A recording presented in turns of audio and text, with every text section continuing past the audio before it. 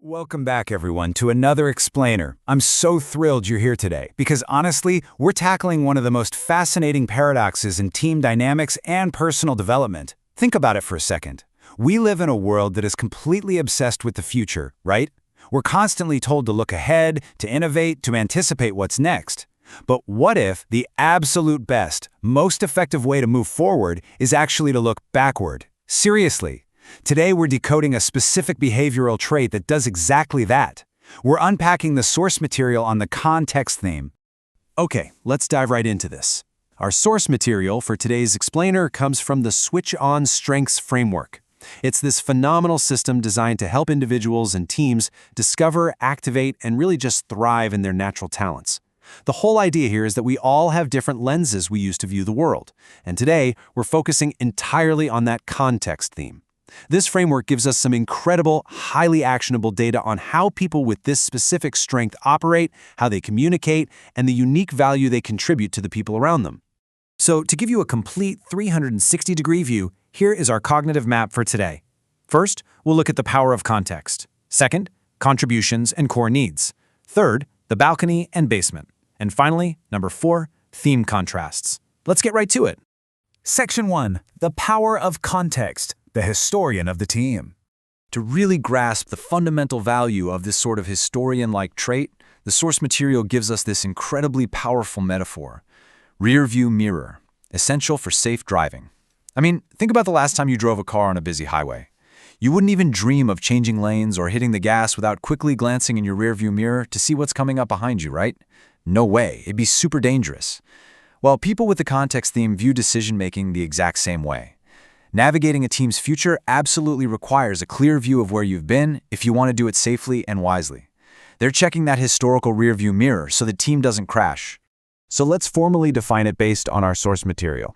The context theme is the natural drive to seek understanding through background information, history, and patterns from the past to provide clarity and direction for current decisions. Notice the ending of that sentence there. This isn't about just living in the past for the sake of it. It's about providing clarity and direction for current decisions and future action. They're basically connecting the present situation to historical background to figure out the absolute best next step.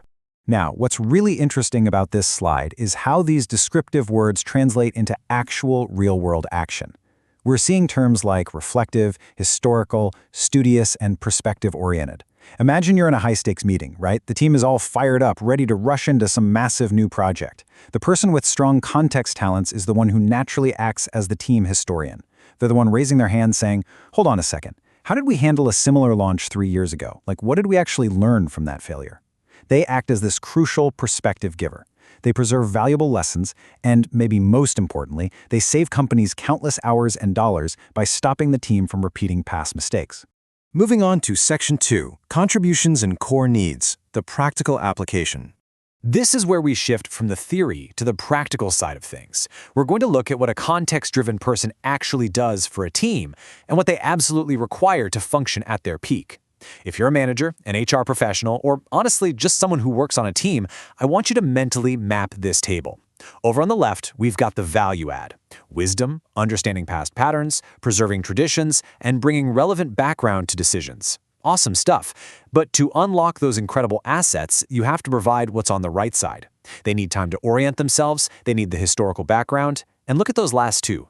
Opportunities to ask questions and space to explain their reasoning. If you just toss a task at a context person and demand immediate execution without letting them ask why or how did we get here, you are literally cutting off their superpower. So the crucial point is this. When someone with the context theme asks for time to process, or if they ask a dozen questions about the background of a project, they aren't being difficult. This need for processing time. It's not a delay tactic, it's a necessary foundational step for them to gather context, understand the whole landscape, and build the confidence they need to take decisive action. Once they're oriented, their execution is incredibly precise, because it's fully informed. Section 3, the balcony and basement, the duality of context. I absolutely love this concept from the source material, because it acknowledges a real truth. Every single great strength has a dynamic tension to it. On the balcony, when managed well, this trait is a total superpower. At their absolute best, these individuals are wise. They're profoundly informed and grounded. When chaos inevitably strikes a team, they bring this steady, thoughtful perspective into decisions, calmly pointing out what has worked well before. It's a really anchoring presence. But look at the basement. When this trait is unmanaged or overused, the tone shifts entirely. They can get completely stuck in the past. They might struggle to move quickly, intensely resisting necessary change just because they're overanalyzing every minor historical detail. That helpful anchor suddenly becomes a heavy weight dragging the whole team down. The source material clearly outlines these common blind spots: living too much in the past, struggling to move forward quickly, resisting change unnecessarily, over-explaining historical details to the point where they just lose their audience, and becoming totally stuck in reflection instead of action. Going back to our earlier metaphor, the rearview mirror is essential, for sure. But if you stare only in the rearview mirror while you're driving, you're going to crash straight into whatever is right in front of you. These blind spots pop up when that natural, brilliant reflection turns into an unmanaged liability that just halts all forward momentum. And that brings us to Section 4, Theme Contrasts, Understanding Through Opposition. You know, sometimes the absolute clearest way to truly understand a concept is by looking at what it isn't. And this brilliantly illustrates the core motivation of context by comparing it to the futuristic theme. The context person says, "I naturally remember and revere what has been." Their brain is literally wired for historical appreciation. On the flip side, the futuristic person says, "I naturally anticipate and imagine what could or should be." One is looking over their shoulder to find answers, drawing on established evidence, while the other is staring at the horizon, dreaming up things that don't even exist yet. Both are completely vital to a successful organization, but their starting points are entirely opposite. We see another fantastic contrast right here between context and focus. The context theme declares, "I can proceed when I understand the history." They absolutely need that foundation. The focus theme simply says, "I can proceed when the goal is clear."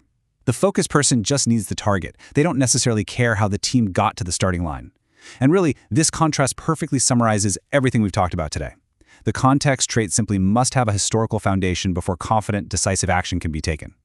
As we wrap up this explainer, I want to leave you with this final, provocative thought. Whether you personally possess the context theme, or maybe you manage someone who does, ask yourself, are you looking in the rearview mirror enough to drive your team forward safely? Are you leveraging the historians on your team to prevent costly mistakes, or are you rushing so fast toward the goal that you're repeating the errors of the past? Take the time to understand your history. Give your context team members the space they need to orient themselves, and just watch as their reflective wisdom transforms your team's future. Thank you so much for joining me for this deep dive. Keep exploring, keep understanding, and I'll see you in the next explainer.